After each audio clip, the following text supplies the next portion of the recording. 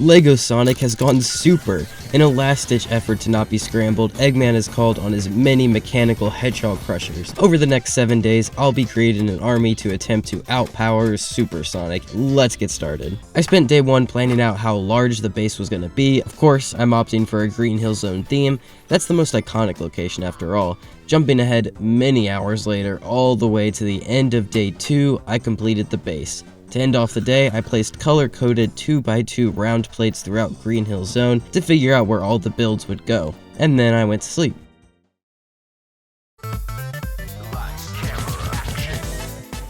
Fun fact, my alarm is Lights, Camera, Action from the Sonic Mania's soundtrack. Alright, day 3, I can finally start on the meat of today's video. Here's our wheel of contraptions, let's give it a spin. First up is the Egg Breaker, introduced in 2005's Shadow the Hedgehog and appearing in the IDW comics. This is a random nitpick, but in the video games his wrecking arm is on one side, while the comics have it on the other side. I'm not sure if this is intentional, I can only assume it isn't. I started with the feet. I'm using red slopes to keep the feet smooth and lined the edges with yellow tiles. Next, I took columns of brickhead bricks and covered them with blue slopes. I built a dark blue dome to act as the lower body, and after connecting the legs of the badnik, I got to work on the body. I tried something different for this portion. To keep things round, I used hinge plates on their side and built variously sized red wall segments.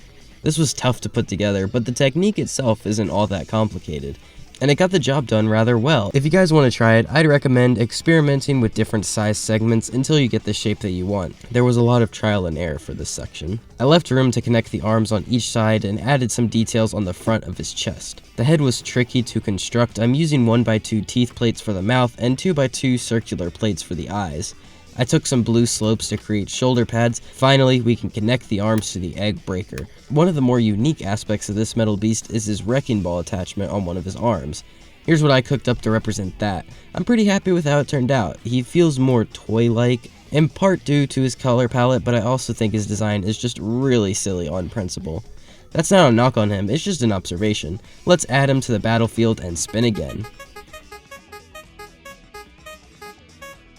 Next up is a classic, the Egg Dragoon. Not the Mech Dragon, that's a different dragon-themed contraption with the intent to kill a mangy hedgehog.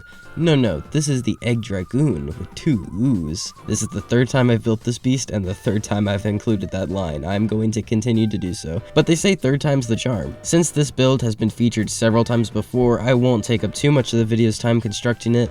I am basing this version on the first stage of Sonic Unleashed, so he doesn't have the wings or a tail yet. Don't comment saying he doesn't have wings or a tail. Look at the reference material, you're gonna look really silly if you say he's missing it. It's not there. It's weird that he didn't have a tail until later games though. If you want to see a version with wings and a tail, check out the Sonic video in the iCard. Before we move on, I just wanted to let you know that the instructions for the Egg Dragoon are now available on my Rebrickable page. Now we can add the Dragoon to the battlefield and have Eggman pilot it. That's all I had time to do in day 3. I'll have Squishmallow Knuckles keep an eye on you guys while I get some shut-eye. Alright, let's kick off day 4 by spinning the wheel again.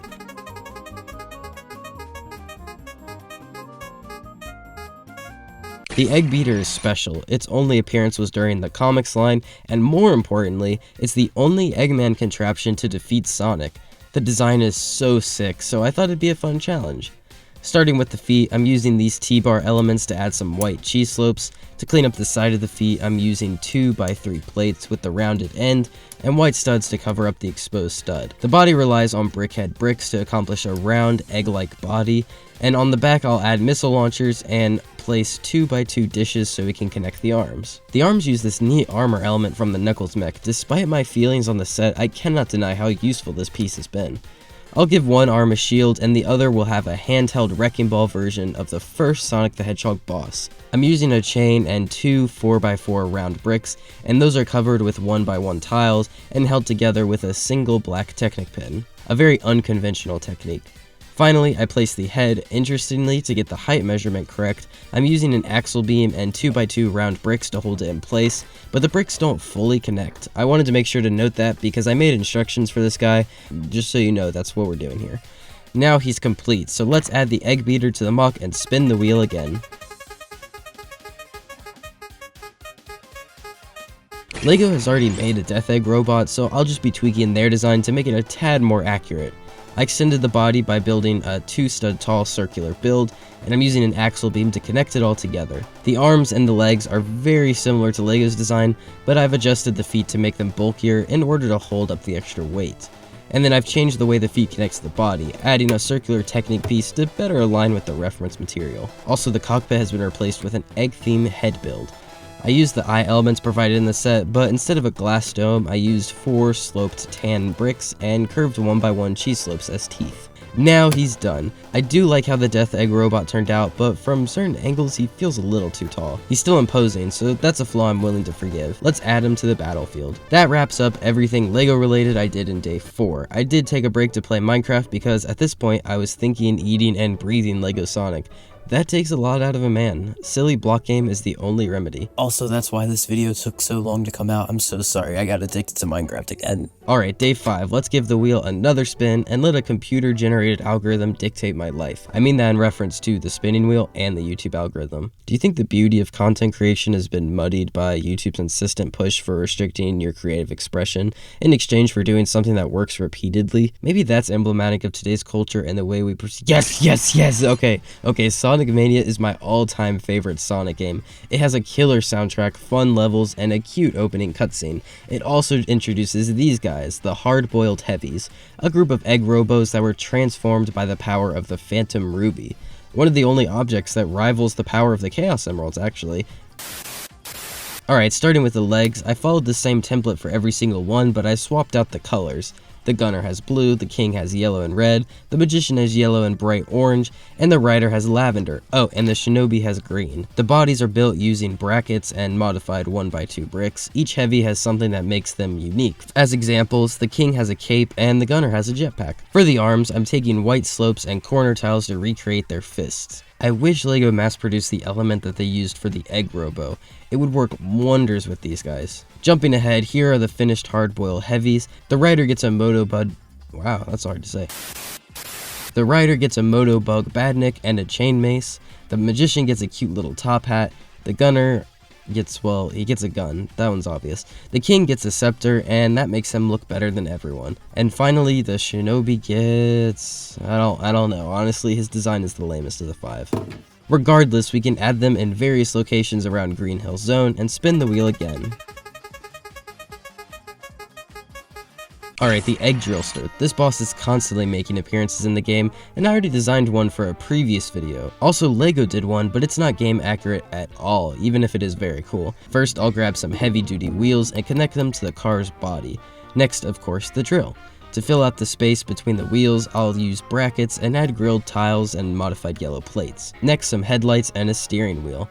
I'm using this really neat hood piece to clean up the drill, and I'll add some tech-themed builds on the back of the Drillster.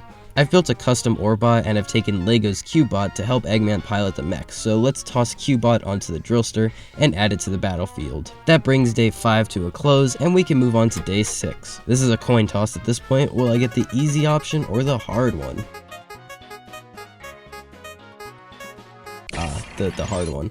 The Egg Viper, one of the hardest bosses to beat and one of the hardest mocks I've ever tackled. I've attempted to build this monstrosity with a strange name before, but that version was extremely fragile. Our goal with the second outing is to make it more durable and hopefully improve the design. First things first, let's build the tail. I'm using brackets to surround the mixel ball joints and strengthen it up.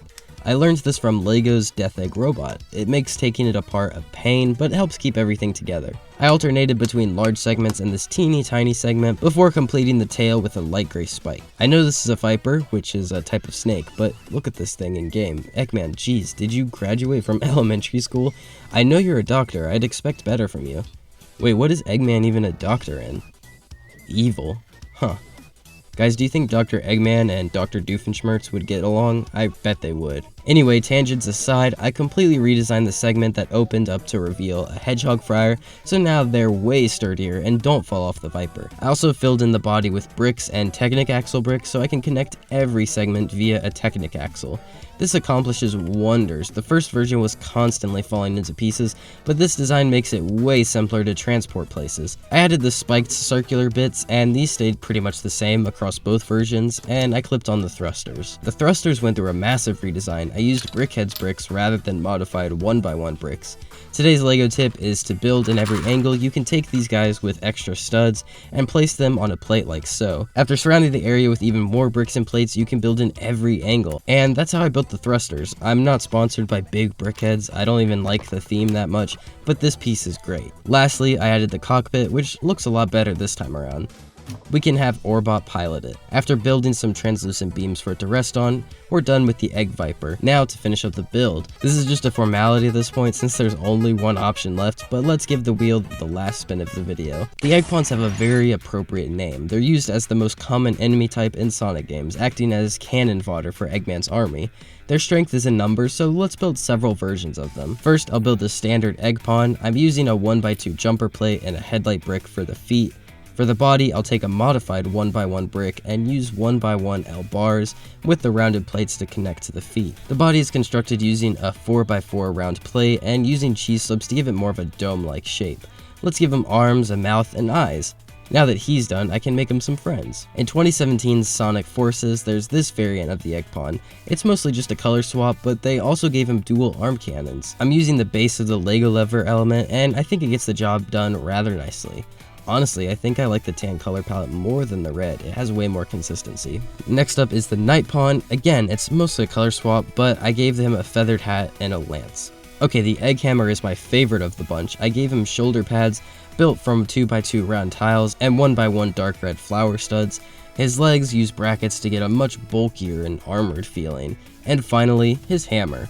This guy's color palette is so sick, and he's my favorite of the bunch, but he's not our last. The final Egg Pawn is from 2010's Sonic Colors. He's swapped to a yellowish-orange color scheme and has been given a marching band hat with a lovely white feather and a golden trumpet. I have no idea how it'll help him in combat, but he looks adorable. After adding him to our mock, we've completed Eggman's army. Wait, one last addition. Now there's an official Metal Sonic minifigure. Here's what he looks like. I'm not the biggest fan of his design, but he's slowly growing on me. Let me know in the comments your thoughts on LEGO's Metal Sonic. We gotta add him to the fray either way. Okay, now we're done with Eggman's army, and all that's left to do is place Super Sonic and his friends on the battlefield. We've got Amy and Knuckles smashing Egg Pawns, Tails and Rouge taking up the sky to give everyone intel, Shadow's off doing his own thing as usual. I also added Omega to give them some extra firepower. Finally, the Blue Blur himself. Well, he's not blue at the moment, he's in Super Sonic. Let's give him some translucent yellow plates to show him pouncing into the air. Now the build is complete. I thoroughly enjoyed this build. It was a great way to spend some of my winter break. I built 16 different egg-themed contraptions. Let me know in the comment section if you think Eggman's coming out on top and which build is your favorite. Thanks for watching and keep on inspiring.